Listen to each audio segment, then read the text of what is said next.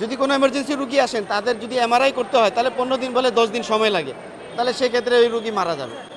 যদি গরিব থাকে সে মারা যাবে, তার যদি সামর্থ্য না থাকে সে বড় হসপিটালে গিয়ে চেক আপ করে, তাহলে এখানে থাকলে এখানকার আশা থাকলে সে মারা যাবে। কিছুদিন আগে আমার ভাবিকে নিয়ে আমরা অ্যাডমিট ছিলাম, এমআরআইয়ের যে সিরিয়ালটা 15 দিন, আমরা 15 দিন পাওয়ার পরে আমরা বাসা চলে গেছি, পরে আবার ওনার যখন সিরিয়াল আসছে একদিন আগে আমার ভাবি মারা গেছে। দালালের দূরত্ব অনেক আছে, এটা আমি যদি ধরেন আমি যদি গ্রাম থেকে আসতাম তাহলে আমি এটাতে পড়ে যেতে পারতাম, কারণ দালালরা অনেকের নিয়ে গিয়ে বাইরে 1000-2000 টাকা নিয়ে ওরা কাজ করে দিচ্ছে। এখান থেকে কিছু কর্মকর্তারা জড়িত আছে যারা কার্ড দিয়ে দেয় যে বাইরে গিয়ে এই চেক আপগুলি করান, তাহলে দ্রুত করতে পারবেন, এখানে করাইলে আপনি সিরিয়ালে পড়তে হবে। আমি কালকে আমার আম্মুকে নিয়ে আসছি এখানে, উনি স্ট্রোক করছে, ব্রেন স্ট্রোক, ঠিক আছে। তো আসার পরে আমি ফার্স্ট যে হসপিটালে ভিতরে ঢুকবো রুগীকে নিয়ে, রুগী তো ধরেন স্ট্রোক করছে, তাকে তো আর আমি হাঁটায় নিয়ে যেতে পারবো না, আমাকে প্রয়োজন হুইল চেয়ার। সেই হুইল চেয়ারটা আমি এখানে এসে পাইনি। অনেকক্ষণ পরে এই 3তলা থেকে আমি কালেকশন করছি হুইল চেয়ার, একটা মহিলা নিয়েছিল, আমি বলছি যে এটা কি টাকা লাগে? তিনি বললেন আমাকে যে হ্যাঁ এখানে টাকা লাগে। কি পরিমাণ টাকা লাগবে? উনি বললো যে নিচে নিয়ে গেলে টিকিট কাউন্টারে 200 টাকা লাগবে, আর যদি 5তলা নিয়ে যেতে হয় ডাক্তারের কাছে তাহলে লাগবে 300 টাকা বা 400 টাকা তার হিসাবে। আমি বললাম যে এটা কি টাকা দিয়ে, সরকার তো এটা ফ্রি, এটা আমাদের নিজস্ব কিনা, সরকারের কোনো হুইল চেয়ার নাই। তো ঠিক আছে, তা আমি বললাম ঠিক আছে, বাধ্য হয়ে আমি তাকে নিয়েছি। নেওয়ার পরে যখন ডাক্তারদের রুমে এখানে সব কাজ শেষ করে ডাক্তারের রুমে গেলাম, ডাক্তাররা সবাই ব্যস্ত ছিল কাজে, তারা সময় দিতে আমাকে চাচ্ছিল না। অনেক রিকোয়েস্ট করে অনেক সময় দিয়ে তারপরে ওনাকে আমি আমার এমার্জেন্সি রুগীটা দেখাইতে পারছি।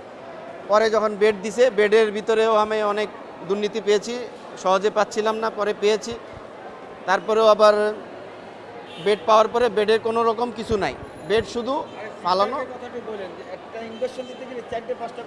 ঠিক আছে। বেডের ভিতরে চাদর বিছানো থাকবে, তারপরে বেডশিট তো থাকার কথা, তারপরে বালিশ থাকবে, কিছুই ছিল না। এগুলি সব আমাকে বাসা থেকে 2-3 ঘন্টা পরে আনতে হয়েছে। আমরা রোগী এমনিভাবে বসেছিল। আর নোংরা পরিবেশ বেডের, আপনি যেখানে যাবেন সেখানে নোংরা পরিবেশ পাবেন, কারণ এখানে যে পরিবেশে ওরা রাখতেছে এরা হলো টাকা দিলে পরিবেশ ক্লিয়ার, আর যদি টাকা না দিতে পারেন ওই জায়গাটা নোংরা। অথচ এগুলি সব কিছু আমরা ফ্রি পাওয়ার যোগ্য, যে এখানে দালালদের ধরে কোনো লাভ নাই। এখানে নিজের কাজ নিজেরই করতে হবে। সরকারি হসপিটালে আইসা দালালদেরকে ধরলে তারা নিজের বেনিফিট হিসাবে তারা বাইরে নিয়ে যাবে, আমাকে বাইরে নিয়ে গিয়ে বাইরের যেখানে চিকিৎসা আছে, যেখানে টাকা দিয়ে কাজ করানো হয় সেখানে নিয়ে তারা আমাকে কাজ করাবে। কিন্তু আমি তো চাচ্ছি না, আমি সরকারি হসপিটালে আসছি এই জন্য যে আমার 2 টাকা কম কাজ হবে।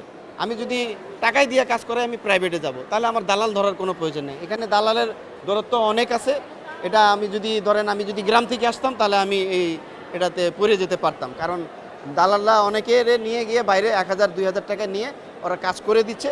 এখান থেকে কিছু কর্মকর্তারা জড়িত আছে যারা কার্ড দিয়ে দেয় যে বাইরে গিয়ে এই চেক আপগুলি করান, তাহলে দ্রুত করতে পারবেন, এখানে করাইলে আপনি সিরিয়ালে পড়তে হবে। এখানে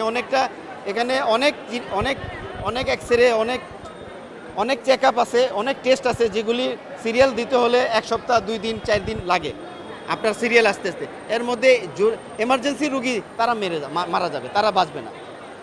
যদি কোনো এমার্জেন্সি রুগী আসেন তাদের যদি এমআরআই করতে হয় তাহলে 15 দিন বলে 10 দিন সময় লাগে, তাহলে সেক্ষেত্রে ওই রুগী মারা যাবে। যদি গরিব থাকে সে মারা যাবে, তার যদি সামর্থ্য না থাকে সে বড় হসপিটালে গিয়ে চেক আপ করে, তাহলে এখানে থাকলে এখানকার আশা থাকলে সে মারা যাবে।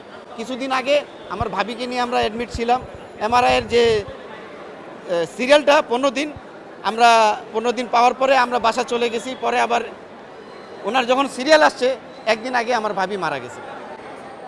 একদিন আগে আমার ভাবি মারা গেছে, আজ কালকে ওনার সিরিয়াল পড়ছে, একদিন আগে মারা গেছে, তাহলে কোনো লাভ নাই, ঠিক আছে। তাহলে এভাবে আমাদের সাথে হবে, আর মনে হয় সামনে এভাবে হতেই থাকবে, বুঝছেন।